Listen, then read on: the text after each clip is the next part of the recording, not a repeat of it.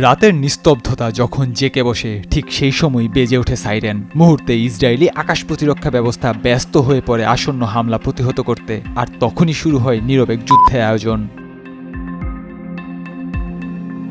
রাতের আধারে ক্ষেপণাস্ত্র ছোড়ার কৌশলকে নিয়মিত কৌশলেই পরিণত করেছে ইরান। প্রতিবারের মতো এবারও রাতের গভীরে ইসরায়েল আকাশে দাউ দাউ করে জ্বলে উঠেছে প্রতিরক্ষা ব্যবস্থার প্রতিক্রিয়া, যা ইঙ্গিত দেয় এটি কোনো তাৎক্ষণিক সিদ্ধান্ত নয়, বরং একটি সচেতন সামরিক ও প্রযুক্তিগত নীতির অংশ।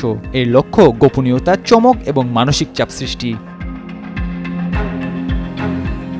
দ্য জেরুজালেম পোস্ট সোমবার প্রকাশিত এক প্রতিবেদনে জানায়, ইরানের রাতের ক্ষেপণাস্ত্র নিক্ষেপ কৌশল নিছক অন্ধকারের সুযোগ নেওয়া নয়,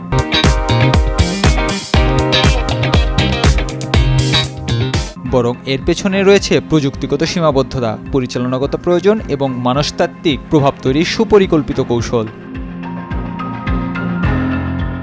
এটি উদাহরণ দিয়ে বোঝানো যাক, উড়োজাহাজ যেমন বায়ুমণ্ডল থেকে অক্সিজেন সংগ্রহ করে জ্বালানি পোড়ায়, ক্ষেপণাস্ত্রের ক্ষেত্রে সেটি সম্ভব নয়, কারণ এগুলো এমন উচ্চতায় উঠে যায় যেখানে অক্সিজেনের ঘনত্ব নেই বললেই চলে। তাই ক্ষেপণাস্ত্রকে তার নিজের জ্বালানি ও অক্সিডাইজার দহন প্রক্রিয়ার জন্য প্রয়োজনীয় উপাদান নিজেকেই বহন করতে হয়। এই কারণে ক্ষেপণাস্ত্র দুইভাবে তৈরি হয়, এক ধরনের চলে তরল জ্বালানিতে, আরেক ধরনটি চলে কঠিন জ্বালানিতে।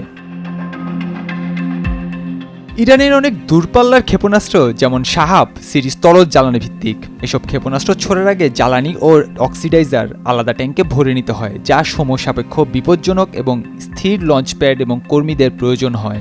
যা সময় সাপেক্ষ সেই সঙ্গে বিপজ্জনকও, এবং এর জন্য স্থির লঞ্চ প্যাড ও মাটির কর্মীদের প্রয়োজন হয়।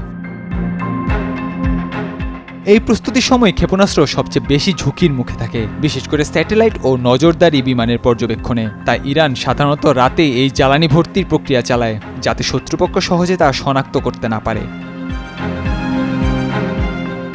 ইরানের বারবার রাতের ক্ষেপণাস্ত্র নিক্ষেপ কেবল সময় নির্ধারণের বিষয় নয়, এটি একটি সুপরিকল্পিত সামরিক দর্শনের প্রতিফলন।